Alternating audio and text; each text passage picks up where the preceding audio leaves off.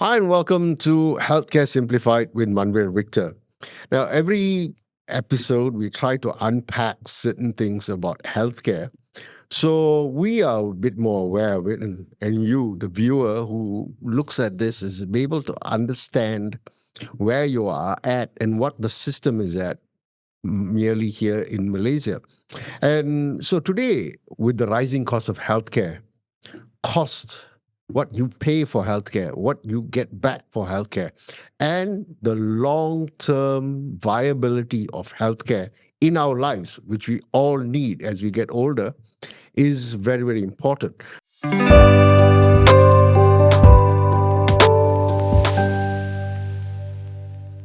We're going to unpack a little bit of that, at least here. And to do that, I've got the CEO of Amden Capital, Ranjit Singh, in the studios with us. And Ranjit, just give us a little snapshot of your background and how you came to be in healthcare.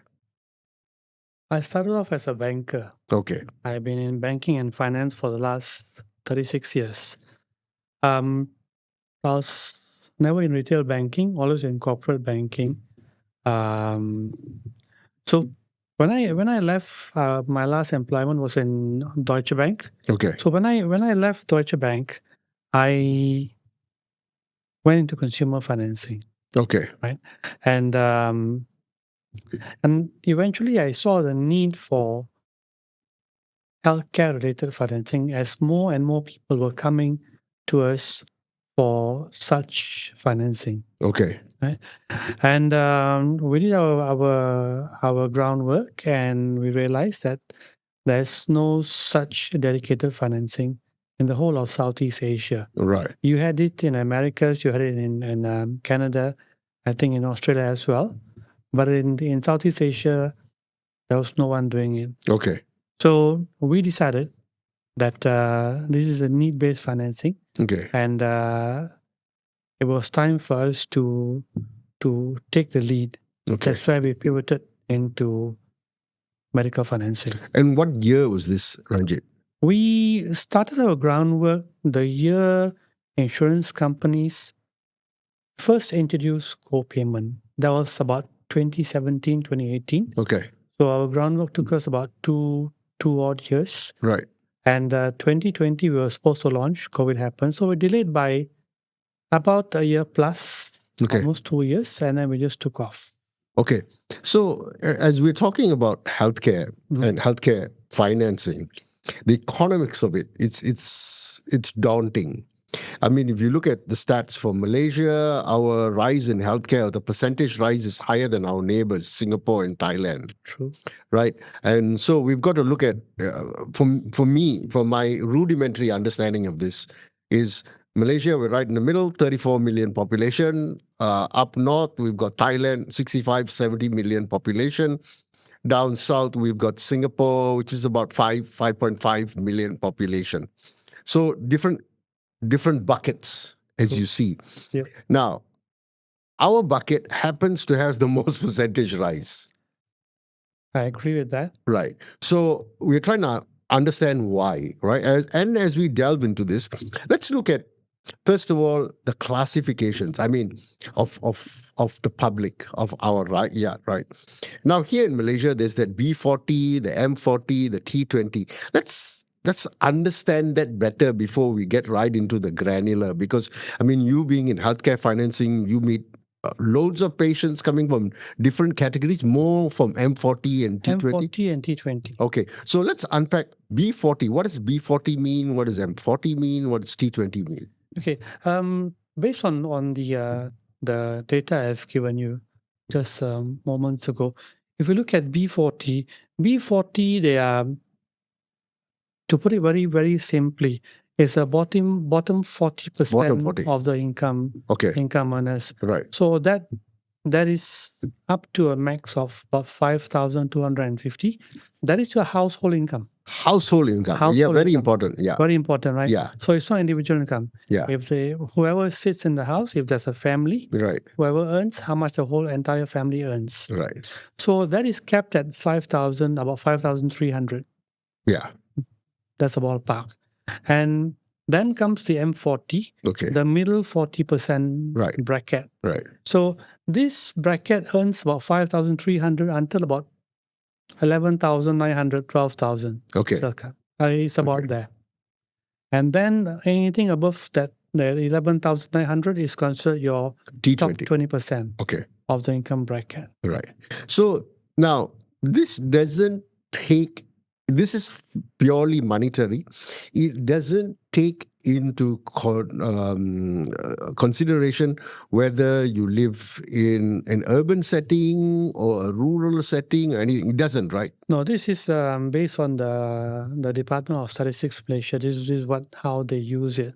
Okay. So this is a very rough guide Right. on how they do it. Right. So I think the government is trying to look at different ways of breaking things down, because this is not a practical approach. Right. But Why is it not a practical approach?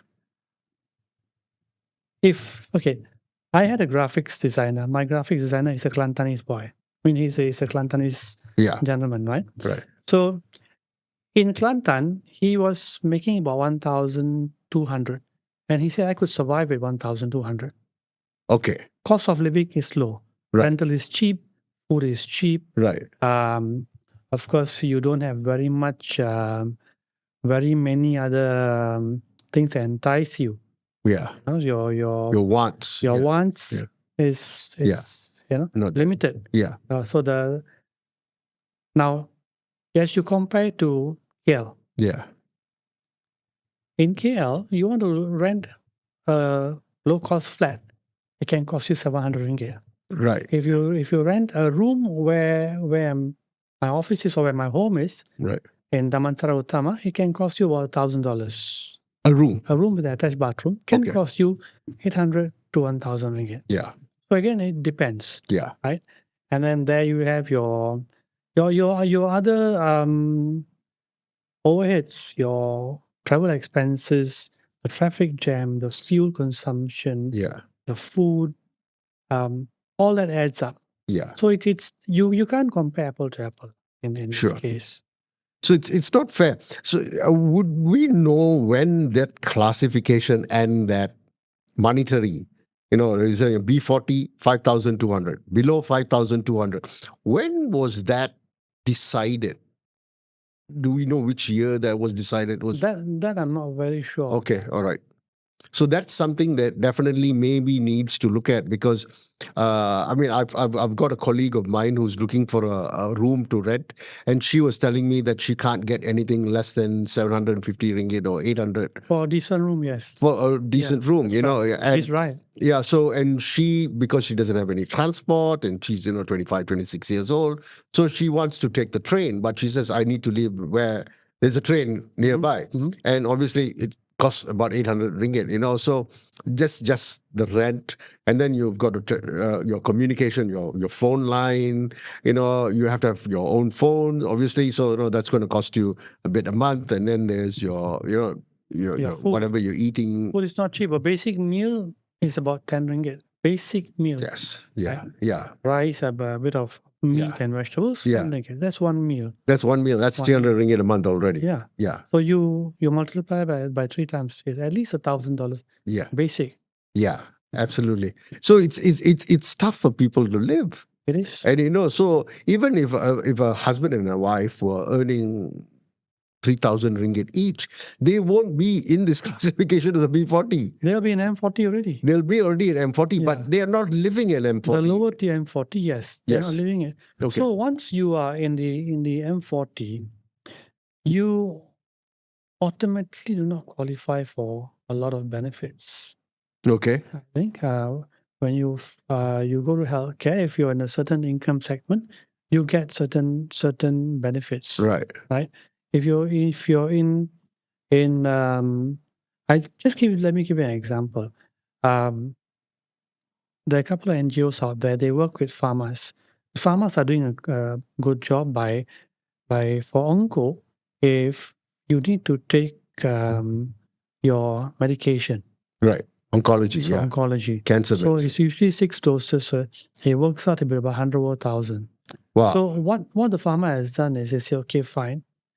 if you are earning below 11,800, which is below T20. T20, Yeah. right?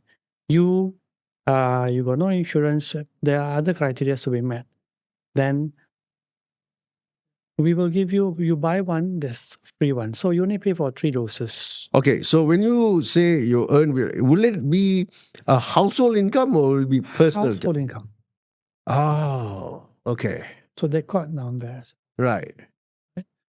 And you understand where they're coming from as well. Right, They want right. to cater to as many people who really can't afford it. Yeah. But this is a segment that I think I've mentioned many times. We categorize this as a sandwich segment. Segment. Explain that. They are neither here nor there. Okay. Now, the top 5% of the income bracket in the country, they can afford a lot of things. What would we call them? T5? T5. Okay, let's call them T5. T5, I would say they earn 40,000 and above a month. 40,000 and above a month. Okay. So they can afford a lot of things. Okay. Right? So healthcare, etc. They're well insured, no issues for them. All right. Anything below that, they are already facing a bit of difficulty. So when you say that's T5, there's another 15% that is in that group. The T6 to the T20 is the one that's really are finding it difficult to make ends, not exactly make ends meet, Right. but they're finding it difficult to live the lifestyle that they once could afford. Is that because of the increase in everything that we're facing, or is it mainly because of health? Everything has gone up. Insurance has gone up. Okay. Premiums have gone up. So yes, that's for sure. That's for sure. Cost of living has gone up. Right. I think the government, to be fair to the government, they're doing a tremendous job with whatever's happening. Yes. But still, this is inevitable. Some things is just beyond anybody's control. Right. So things have gone up. We have to acknowledge that. And see, for us, Manvir, when a client comes to us for whatever treatment, right, electives, non-electives, we cater to the M40 and T20 segment. Okay. So let's back this up a little bit. So Amden Capital provides healthcare financing. We do. For a whole series of treatments, right? Right down from bariatric to I think patient. The works of it, total replacement, bariatric, reconstruction, post-mastectomy reconstruction, post-mastectomy reconstruction. We finance that because a lot of these procedures are not covered by insurance. IVF, you're doing. Maternity, you're doing. So you're doing a lot of things to provide people with what they. I wouldn't say what only they want, but in a certain way, what they need as well. What they need, yeah. But that span of cash, for instance, a breast reconstruction would cost between 20 to 30,000. Post mastectomy, once they've got cancer, they've got mastectomy, right? The reconstruction will cost them about 20 to 30,000 ringgit. $20 to $30,000, which is absolutely important for a woman to have this because there's a lot of confidence, psychological. There's that whole gamut, but it's not covered by some of the insurance. For the older policies, it's not covered. For the newer policies, I think they've started to cover. They've started to cover it. So for the ones that are not covered, they don't have cash. I mean, let's put it this way: they've been through cancer. They've been through a tremendous stressful thing to the entire body. Now they've had a mastectomy happen, and now that they are healed to a certain extent and they may be in remission and all these things, they're trying to go back to a normal life, but they've got something that is lacking in their body. Mm-hmm. They're trying to get that mastectomy reconstructed. They want to feel like a woman again. Absolutely. They want to feel whole again. Yeah, they want to feel whole again, right? Yeah. And as they're trying to do that, they can come to you for financing. And so you are providing that for that M40 and T20. That T20. Yeah. So for us, when an applicant comes to us, application comes through, of course, we practice responsible lending policies. Okay. What is that? So we want to be a responsible lender. Okay. If we feel you don't qualify, you will have potentially have issues paying your loans, The loans, of right? course. Then we will decline the application. Okay. And the loan periods are between We go up to 5 years. up to 5 years. Up to 5 years. Okay. So basically, a patient can come up to you and say, I need a breast reconstruction to be done now because I've had a mastectomy. And, let's say it's 30,000 ringgit and they want to do it with a particular hospital. Mhm. And then they have to provide you with, obviously, their financial documents. Usually we referred to by hospitals. Hospitals So come back. hospitals will tell them these are your financing options Right. available, Right. and they come to us. Okay. So that's then we go through their documents. We also look at their credit scoring. Of course. We also look at their cash burn rate. Okay. So that means if the salary is on the first, we look at on the 7th, how much is the burn rate. Okay. So usually the first week is the highest burn rate. They pay their loans, they Sure. pay their kids' tuition fees, etc. Right. 30-40% is just gone there. Right. Then we look at the second week and the third week and so forth. Sure. And then we look at your balance. Are you able to sustain? So we really try and be as responsible as we can Okay. when we finance our clients. And in this process is where we have spoken about this before, is because in this process you find that the M40 and that T20 segment really are struggling to make ends meet, especially when you throw in a health issue. It could be serious. It knocks them off. Yeah. So based on the data I've given you, You're right. we take the bottom T segment. Okay. Okay, so they're earning about $12,000 a month. Okay. Husband and wife equally earning $12,000. Now from there itself, your EPF in SOXO is about 12%. Yeah. And so what 1,400 is knocked off from that. Right. That leaves you with 10,600. Right. I'm just going to do a very simple math down Sure. here. So from this 10,600, you got 2 cars at home. Both of them are working. Right. Right. So we take off maybe a car is 800, 1,000 Right. ballpark. So Yeah. 2,000. That leaves you with 8,400. Right. And then if they got kids, Yeah. tuition, etc., easily 2 kids, $1,000 put aside. Easily 2 kids. Easily, right? Okay. Easily. Right. Their own personal expenses, Right. their fuel, their toll, their Right. whatever. Just getting to work, parking, whatever. 1,500 per person is 3,000. It doesn't leave you. Then your marketing, your groceries, it doesn't leave you with very much. And you have not factored into that right now. Right now, as we calculate, we haven't factored into insurance and savings. Correct. Those- You take out insurance. yeah. Where does how much you save a month? So we're talking of we're just working backwards. 12,000 for your. I mean, 12,000, you take family income is 12,000. Just that T40, T20, just that we have to, and you take off 1,200, so you got about 10,000 plus Right. left. Then you take off 2,000 for car installments, 2 car installments. Correct. So you've got 8,000. Then you take off $1,000 for two children. Kids. So that's 7,000. 7,000. That's 7,000. You haven't factored into rent yet. Rent or house installments. House installments. Yeah. Rent. So that's the house installment or rent should be at least 2,000. Correct. About that. So you're left with 6,000. 6,000. Now your travel to work, fuel, so you've got 2 cars. So what would the sum be? Easily you knock off another 3,000, right? Yes, So there's 3,000. 3,000 left down there. Yeah. Marketing groceries. 2,000 easily. Yeah, 2,000. You're left with 1,000. 1,000. What is your balance left for insurance? Yeah. Right? Yeah. So this is what we see on a daily basis. Yeah. And this is what hospitals don't see. So for Right. us, this is a daily occurrence. Right. And And it's very disturbing what you're saying, because we've always been told that you need to save 10% of your salary. And then the insurance guy comes in and says, you save that insurance, that 10% with us. Yeah. And you put that 10% into insurance. So Correct. people may think of, I'm paying the insurance 10%, that's my savings. But what happens is when the insurance premium rises, which has been which good. is what happened. Yes. And it's not single digit. Yes. In some cases, it's been Yeah, it's very high. by 100%. Yeah. Right? So we've got 30%, 50%, 70%. Right. So how are they able to absorb that shock?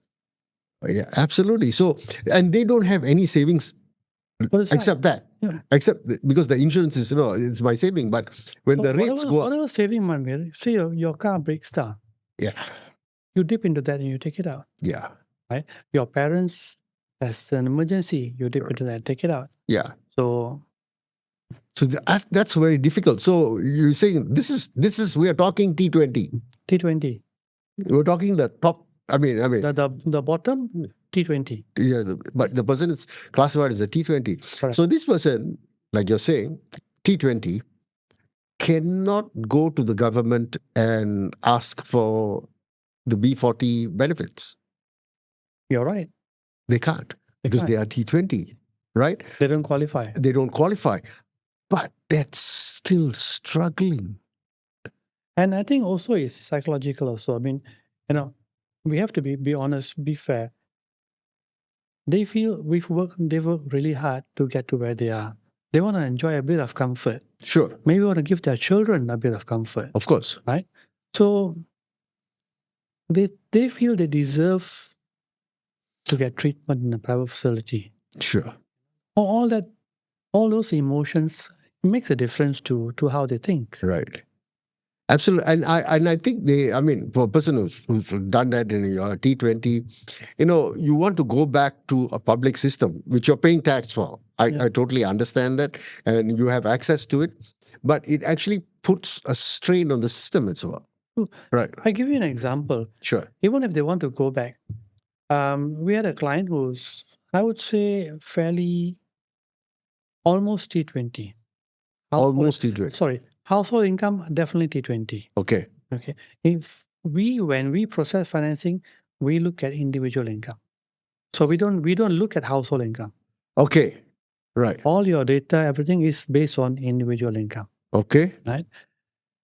And first minimum requirements about 6,000 to 7,000 minimum. Okay. That's the minimum we set.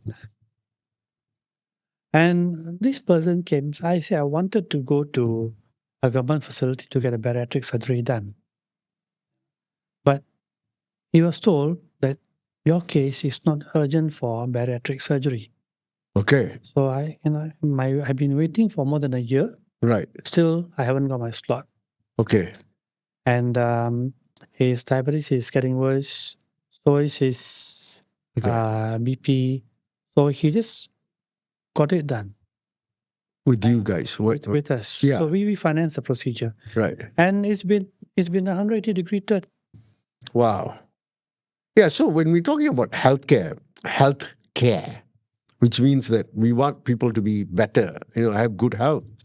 So these are the systems, or rather the categories that people are stuck under, and they don't get it. So now your client, this particular person, who doesn't get to go into the government system because he's in a different category, right? He's a M40. He's M40, but it's not that the wait time. Yeah, so the wait time is not doing him, his Any body, favors, his health any favors. Correct. So he will fall into the category where he's ill. Correct. And then if he cannot go to a private hospital, he will end up going to a public hospital, right? True.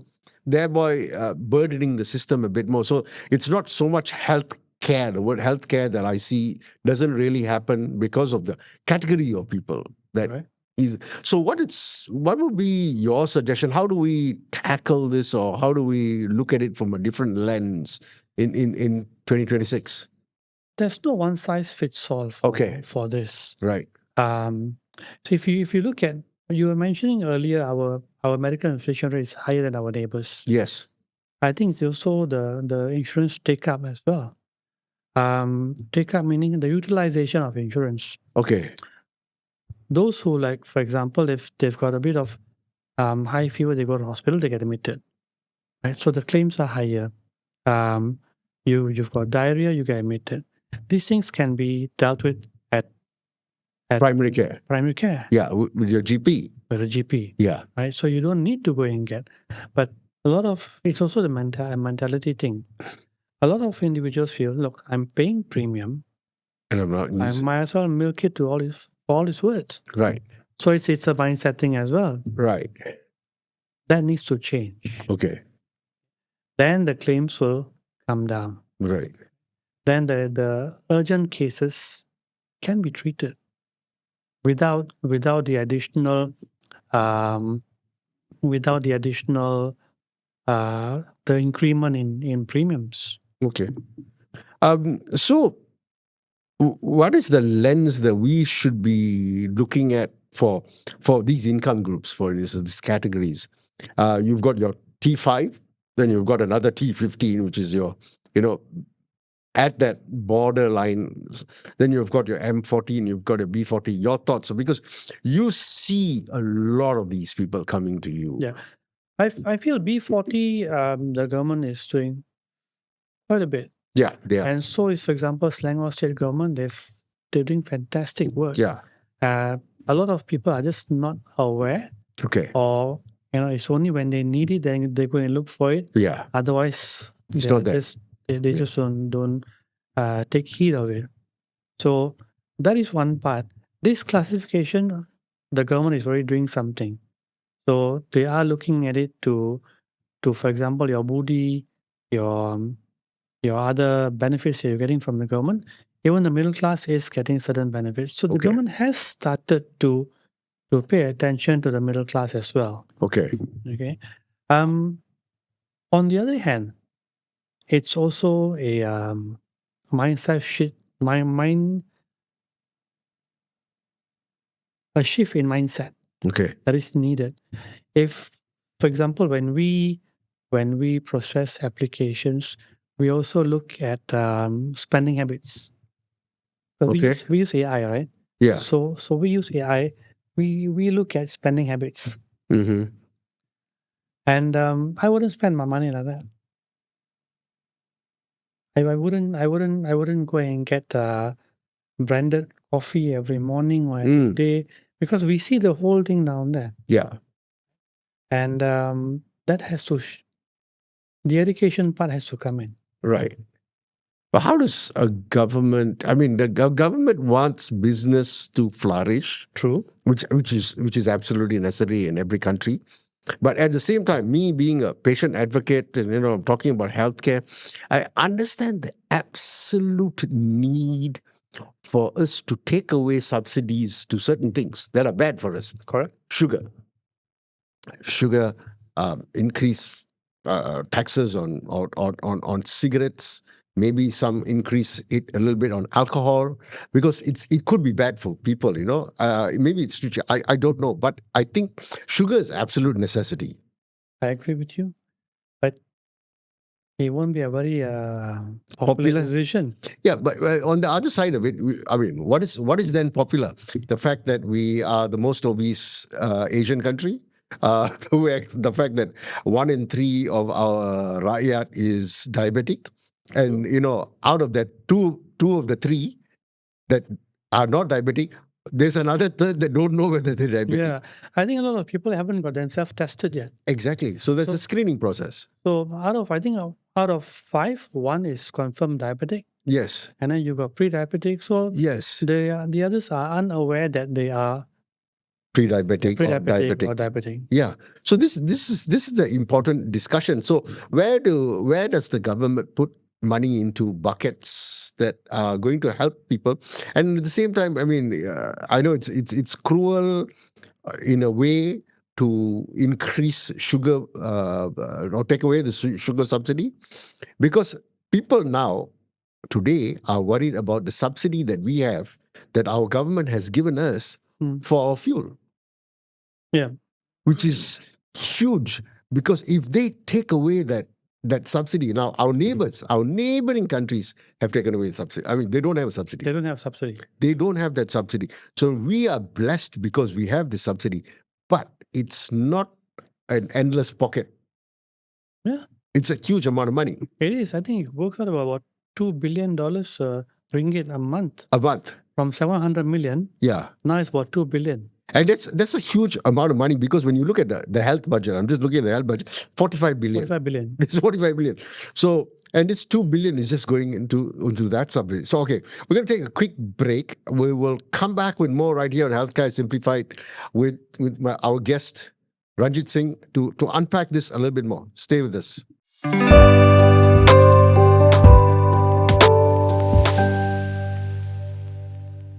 Hi, and welcome back to Healthcare Simplified with Manvir Victor, and we're still here with Ranjit Singh from Amden Capital. Ranjit, one of the questions that, I've got to ask this question is, like I mentioned earlier, our rate of inflation in healthcare is higher than our neighbors. Is there one particular reason, or is there a multitude of reasons that have contributed to that happening? There's definitely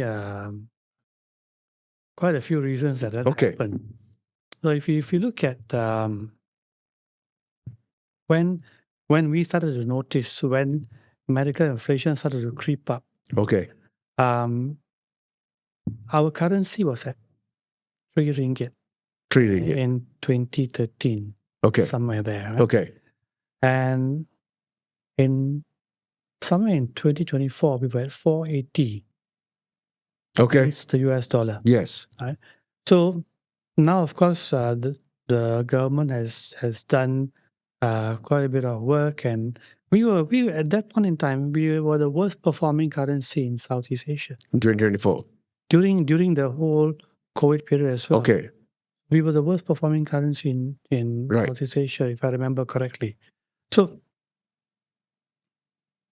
you are also well aware, Manvir, you're in healthcare for longer than I've been. So hospitals, everything that they utilize, from the drugs, disposables, machinery, technology, is purchased in US dollars. Yes? What does that tell you? I give you one simple example. If you were to purchase an MRI machine in 2013, say you buy it for $1 million US dollars, you're paying 3 million ringgit. Right? Now, in 2024, the same machine will not cost you 1 million US dollars. It will probably cost you about 3 million US dollars. And then you times it by 4.8. Wow. You're paying 15 million ringgit for an MRI machine. Wow. Now that is how the simplest form to explain the inflation. Medical inflation. Right. And that's just one item. Yes. Right? You got your drugs. Yes. Which all purchased in US dollars. Your disposables. Yes. Bought in US dollars. Every single thing is bought in US dollars. So, plus when the currency depreciated, our nurses were going abroad. Yes. And nurses make a huge chunk of hospitals' operating expenses. And they had to pay higher salaries to retain nurses. That added a lot. So it everything adds up. And that's why when you look at it, prices went up. Healthcare went up. And it's amazing to see it in that lens, because I remember reading an article, I think it's 2014 or 2015 in the Star, which was unpacking this medical inflation and saying that, insurance rates are going to go up, everything is going to go up with the currency and all that. I think it was in 2014, this article came out. But obviously, the article came out in a major publication. Nobody paid any attention to it. Of course, no one really reads it. Yeah, nobody ever reads it. And then come back to 2025, I was involved in another one of those healthcare conferences on health economics, and I was reading that, and I was like, oh, this is picked up in 2014 already, that said this is going to happen in the future. But nobody really heeded it. Nobody really put a warning sign on it, anything, and then we've just gone down the street. And it just got more and more expensive. Usually from the time the currency depreciation happens, you can see the impact in about 6 months to a year. Okay. Right? Now, I think to be fair to the hospitals, Okay. they try to contain the costs, but there's only so much they can do. Right. It's either you go under, or you increase the prices.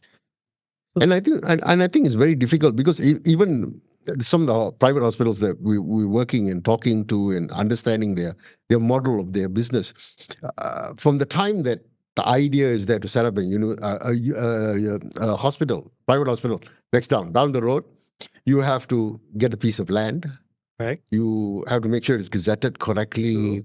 So I know it takes maybe 3-year planning, 4-year planning into this. And so you've got a budget. And let's say your budget is $100 or $150 million to build this hospital. And then suddenly the currency increases, right? Suddenly the equipment that you're going to buy 2 years or 3 years down the line is now got more expensive, like you've just given that example of, right? And you're already committed. It takes 800 days plus minus to get approval to start building. 800 days. 800 days. This is what I was. 2.5 years. 2.5 years. This is what I was shocked myself when I went for a healthcare conference. Right. In Phuket, and when I was told it's 800 days to get the whole approval, and then the development starts. That's 2 years. So 2.5 years to get approval, then only the development starts. So that's another 2 years. 2 years, 4.5 years. And then to furnish it. Yeah, 4.5 years. Yeah. 4.5 years to furnish it, to fully equip. At least about 6 months. Yeah, easily. Right? For 5 years. Then your CCAP approval. Which takes too long. Too long. It could take up to about 8 months, 9 months. Easy. Yeah. And then once you've got, so you're talking already, we're looking at this figure right here, 4.5 years, this development, another 6 months to a year to furnish the hospital. Yeah. Okay, let's say it's a year. So it's 5.5 years right now. Then 8-9 months to get your CCAP's approval, which is necessary for that. All right. And so you're into your 6th year. Easy. You're into the 6th year. You haven't seen a patient. You haven't hired a doctor. You haven't hired a nurse. You have to hire. I think you have to hire certain individuals. Before CCAPs. Okay. That's cost. So from the time you buy a land, it is not like a house, 90% margin. No, this is land. So you easily about 30% or 40% margin, right? Right. So you need to take 60% loan. Okay. For the land. Right. And then your development cost, you pay your contractors, it's all out of pocket. Sure, architect or entire planning. So it's a lot of costs. Building a hospital is not cheap. It's time consuming. Right. And it's very draining to your resources. Right. Absolutely. And those are the resources. And you're investing into this. You're investing in this. So 6 years in, you finally got your hospital up. Yeah. You open the doors, patients can come in. It's not a profit center. It's a cost center still. It's a cost center still. So you are probably going to take another 4 to 6 years, I would assume. Easy. To just cover that. Yep, cover that. Cover your capital expenditure, your capex. Actually, hospitals don't make very much of money from the data I read. Again, I stand corrected. They make about 10 to 11%. That's on OPEX.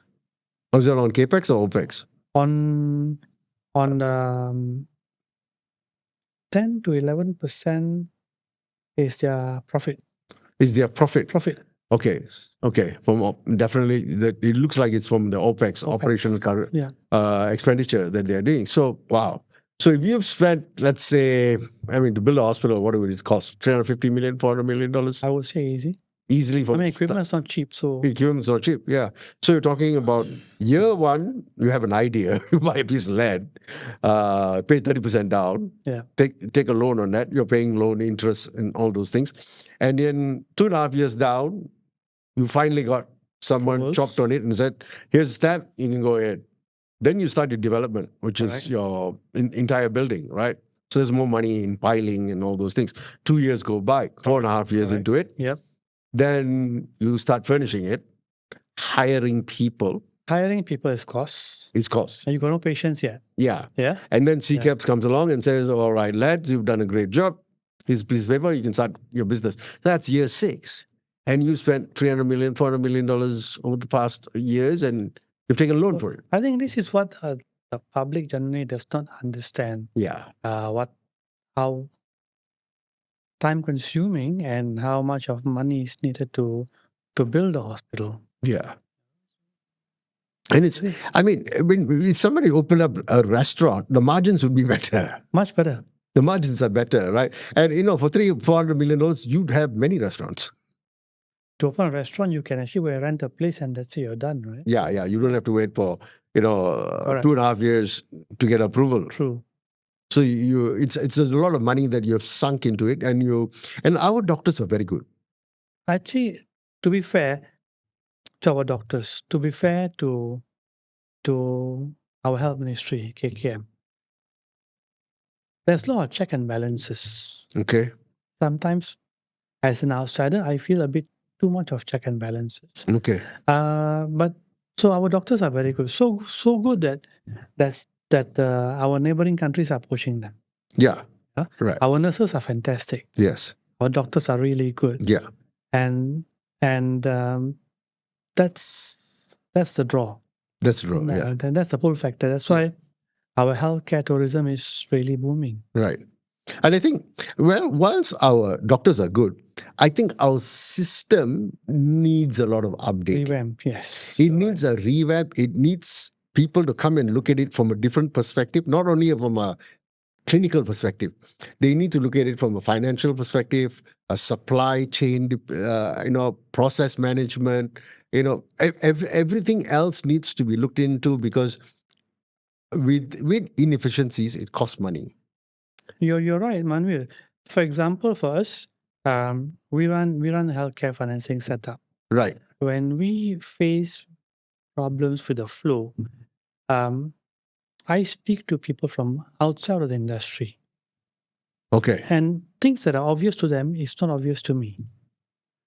Right. And NYC versa. Yeah. So true. that's why we don't see it, because we are doing it on a daily basis. You're right. And when we get fresh ideas from outside, Yes. it opens up our eyes. So the same thing, I think the health ministry should bring in non-clinical people inside. Sure. Different perspective, different views, different angles. Yeah. And the system needs to be revamped in a way that you can't be so hierarchy dependent. Okay. Certain things, it's okay to challenge certain things. Right. The status quo. Yeah. Fine. Yeah. It doesn't hurt anybody. It improves the rakyat benefits. Yeah. At the end of the day, that's what we want. Yeah. That's what the doctors are slogging. You look at our public healthcare. Right. Our doctors are fantastic. Our specialists are good. They see a huge volume, and yet they treat each patient with care. Yes. And so do the nurses. Yeah. Right. Because their heart's in the right place. Yes. But this is where the system needs to improve. And I was just in Japan, and I learned a valuable lesson from Japan. In a sense, I went over to the Yokohama City Medical University, medical center, a university medical center. And while I was having a meeting with them as a patient, looking at their system, they had people from the Air Nippon Air sitting there on the same table with me, because they had reached out to the airlines to get their expertise on how to move patients through the processes. Because this guy from the airlines was talking to me and telling me, our thing is to keep people in the plane. But, so I have got hundreds of planes running every day. So it's passengers coming out, getting into the plane, making sure the flow is clear. Right. The food is there, the plane's on time, the luggage arrives. It's an entire supply chain management. And he says the passenger must be seamless through this whole thing. Okay. Right? Similar to patient. True. Because patient's sick. Right? So you can't expect the patient to, go there and get this chopped. Go there and then get your medication. Go there. You understand? It needs to be because the person's ill. So they by that definition can't walk far. Yeah. You can't go to one end and the pharmacy is down there. Yeah. Right. So you see your doctors down here. Yeah. register at this Yes. corner. Yeah. And so what these was in this hospital, and they're not digital yet, but their flow is seamless. It's analog, but it was seamless. And so as they're going into digital next year, they're sitting down and talking to the airline guys and saying, okay, what are your processes that we can adopt, and what can we teach you about, what? So there's that Okay. the There's synergy. there's that synergy that they're trying to share with each other. That unfortunately here we don't have that because we are still very siloed. Unfortunately, That's a problem I think we're facing in a lot of, not only within the public service, it's also in corporates. If you look at corporates, a lot of people operate in silos. yeah, Even public private hospitals right now, you have the same issues. right, Of course, they're improving, but even in corporates, you go to big FIs, big banks, etc. Right. They're still pretty much in silos. okay, So that block will have to be removed. okay. And once that is down, the flow will be seamless. So, being a person who's been in finance for 36 years, you were saying, where do you see us going? What do we need to improve so that, as 34 million people in this country, you've been doing it for 36 years. You've got that gamut of experience from different banks that you've been working with, and we're talking about finance. And as we get older, you and I and many of the people that are watching us right now, as we get older, we're going to depend on the healthcare system, I agree with you. right? What needs to be taken into consideration so that you, me, and this aging country is taken care of? A total mindset change. Okay. Of course, we also will need to increase the healthcare budget. Okay. That's without a doubt. Right. And a total mindset change that we should depend on the government for everything. Okay. Or we should depend on insurance for everything. Right. So a co-payment is the right way to go. Co-payment. Okay. Co-payment is definitely a right way to go. Okay. So I think once it has to be a bit of everything. There has to be a sort of a synergy of everything. Right. You can't be entirely dependent on the government. Right. You can't be Unfair. Very unfair. Very unfair. I think they're doing a fantastic job. So you can't be dependent on your insurance totally. There has to be co-payment. And you have to be a responsible client to the insurance company as well. Sure. Every small ailment, you can't go and get yourself checked into a hospital. Checked in, yeah. I personally, we work in healthcare. We go around hospitals. We tend to pick up a bug here and there, a bug or two, right? Yeah. The last time I took antibiotics was 2 years ago. Okay. More than 2 years back. Right. So every small thing, you can't be dependent on just because you're insured. Right. You go and use your insurance. I want to max it. Yeah. That's different. It's a mindset thing. It's a mindset shift as well. Right. And Malaysia is blessed in the sense that we've access to medical help is available for 95% of our population within 5 kilometers. Yeah. We've got 14,000 GPs in this country, 14,000 of them. That's our primary care. And we are not going to them. And we hear or see a lot of them apparently are going out of business because the patients are not coming to them. Correct. But at the same time, patients are going to these hospitals, helping the hospitals cover their costs or whatever, whatever. But that raises their insurance rates. All right. Eventually, right? And, you, me, patients, at the end of the day, eventually, as we get older, we are going to need that help. And, the costs are rising. So would you think that Malaysia should really sit down and consider a national health insurance for everybody, similar to a lot of European countries? They have a social health system. National health insurance, which covers everybody. Yes. So, I mean, you pay a certain amount of 10 ringgit a month, 20 ringgit, whatever it is. Again, what sort of quality care are you looking at? What is the expectation from? Okay. Right. These are the questions. Let's be very, very, very frank. I mean, Right. this is going to offend a lot of people. when we raised the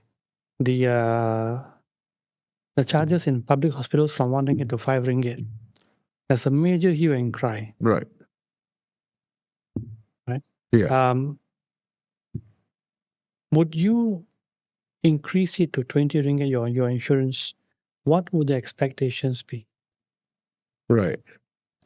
And then again, do we have enough public hospitals to go around? Well, we've got 900 plus clinic kesihatan. That's important. If they're willing to go to clinic kesihatan, Yeah. primary care, that's good. Yeah. This is, I mean, our access is fantastic. We don't do enough screening, which is one of the things that I always harp on the fact that we expect people to come to the hospital to do screening. You know, Manvir, backtrack a bit. When my younger daughter she was in public uni, so she was unwell. I had to go and get an MC for her from Clinic Kesihatan Okay. or government hospital, Right. A public hospital, sorry. And I was so pleasantly surprised. They were. So we went to this place in Kota Damansara. Okay. They were really full, but they were so pleasant, Yeah. efficient. They really check. Yeah. They check her thoroughly, and then they send her back home. Right. So, again, I'm wondering why don't people go? Yeah, besides the wait period, Right. like it's not as comfortable as a GP, Yeah. a normal GP clinic, but they're very, very efficient. They're absolutely efficient, but that is part of the 45 billion that we have allocated for healthcare, which again, we don't do enough screening. We expect people to come to the hospital to Yeah. do screening. We need to go out and find the people who are pre-diabetic, pre-cholesterol, pre-obese or whatever. And something needs to be done there so that we don't have to be very proud of it. When you're really unwell, then you go and look for. Then you You go. know, yeah. Then you go. I think from the 45 billion, 90% is used for OPEX. Yes, it is. Right? And now with the war in West Asia, Yes. the increase in drug prices, Right. I think even the government is feeling the It's very pinch, much. right? Yeah. How to manage this. So that is what now going back to what we spoke of earlier. Yeah. That is exactly what private hospitals felt from 2014 until 2024. Right. For 10 years, they were going through that. Yeah. And it's important for us to understand it's not a silver bullet solution. No. There's not like one size fits thing all. that yeah. There is a multitude of things that you can do. And I like the fact that you brought up the drug prices, because in Malaysia, I think Duo Pharma is really investing a lot into Duo making Pharma and Pharmaniaga. into having genetic drugs here in Malaysia, Correct. which means that the price comes down. So we are able to purchase it at a lower price. It's how China is doing it. Absolutely, that's the way to go. We decentralize it from there, uncouple it from the US currency, and use our own currency to manage it. Correct. And it's good business for us as well. It's good business. You also know, because I think, again, being Malaysian, whether it's healthcare, it's producing drugs, I think KKM is very thorough. Okay. So Malaysians are we are in good hands when it comes to our healthcare, generally speaking. Right. We're in very, very good hands. It's just that right now, with more and more people going into that bucket of being sick, with diabetes, with cholesterol, with obesity, that brings up more people who are going to need healthcare. Correct. And if we don't take certain steps right now, today, to make sure that, we know who's pre-sick, taking care of them. The screening. And then you've got the older people, the older people who have spent their life building this country. They have invested in this country. Their children have grown up in this country. Maybe their children are staying here. Their grandchildren are here. And now when they get ill, access to them is denied because of these categories that we have put them into. The B40, the M40, the T20. Yes. And when we put them into this bucket, and then suddenly they don't have access anymore, because of increase of premiums. They've been paying premiums for 30 years and then suddenly it doubles on them. Unfair. So they can't afford it. They've just retired, they're living, but they're going to need healthcare, right? Yeah. And, so how can they access it? What would you say the next 5 years should look for us in terms of finance when it comes to healthcare? Should your best case scenario? The next 5 years, medical inflation is not slowing down. Okay. It will not be negative. It will still be there. Okay. Maybe at a more sustainable rate. Okay. I would say there has to be realization that there are no free lunches. Okay. It has to be shared responsibility, Sure. right? And the sooner we realize that, the better it is. Okay. So the next 5 years is very important to create awareness. All right. It is not going to be very popular, but it has to be done. Yeah. So be it whether you will have the insurance for all, Yeah. or it's going to be a hybrid of the insurance and some sort of financing Okay. for healthcare. Right. This is the way forward. Okay. This will be the way forward, Manvir. Yeah. I don't see it any other way. You're right. You're right. I mean, they needs to be we need to coexist with this, because as we go along, there are more new illnesses coming. There are more new cures coming, more new treatments coming, everything is coming.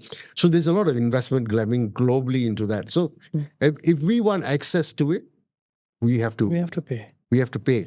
I mean, I think, 20 years ago, 30 years ago, there were probably 2 or 3 different types of cancer. And today, you look at it, there are many, many more, right? As there are many, many more, there's also treatments for it. There's all these integrated treatments for it, but it costs money somewhere along the line. Of course. I mean, medical equipment is not cheap. Yeah. So if you want, as you mentioned, if you want to get that quality of treatment, we should be willing to pay a bit more. Right. And absolutely. Well, thank you so much for spending your time here. Pleasure. It's always a pleasure to be with you. Yeah, and I've learned so much, giving understanding to healthcare and finance, and as we are looking for access for it, for maybe not ourselves but our family members, our loved ones who are a bit older than us, and we find that the landscape's changing a little bit, isn't it? It's quite a lot. Quite a bit. It's changing quite a bit. It's becoming more expensive. And so we've got to ask ourselves, suddenly that cost of saving that person's life has gone up more. Obviously, there's huge value in that person's life. But, what are we doing as a nation to not miss out on it? Because when we compare ourselves with our southern neighbors or our northern neighbors, and you see that they've got a better plan, if they have got a better plan, we've got to ask ourselves why we don't. I think, you're right. But when you compare our southern neighbors, the population is really small. It's easy to manage. Yeah. It's like managing half the Klang Valley. Yes, just literally Klang Valley, 5 million. 5.5 million. Klang Valley is about almost 9 now. Oh, is it 9? Okay. 9. Okay. So it's like half the Klang Valley. Yeah. Very, very, very manageable. Easy. But their healthcare budget, if I'm not mistaken, is 25 billion pounds. Sorry, billion Sing dollars. Which is more than us. Yeah, more than us. It's more than us. So they're spending inside, but they're not spending for today. They're spending for tomorrow. Future. So they are making sure that their elderly are taken care of, because at the end of the day, you have to take care of your elders. The elderly are now going out to work as well to be active. Yes. So I think again, it's a mindset shift. Yeah. Yeah. And we want to do that. Well, thank you once again for being a part of this, Ranjit. We'll be back with more, of course, here. And in the meantime, please hit that subscribe button. Follow us on all our social media to find out more about Vital Signs Asia and how you can be a part of these conversations for our collective healthcare in Asia. Thanks, and see you again. Bye.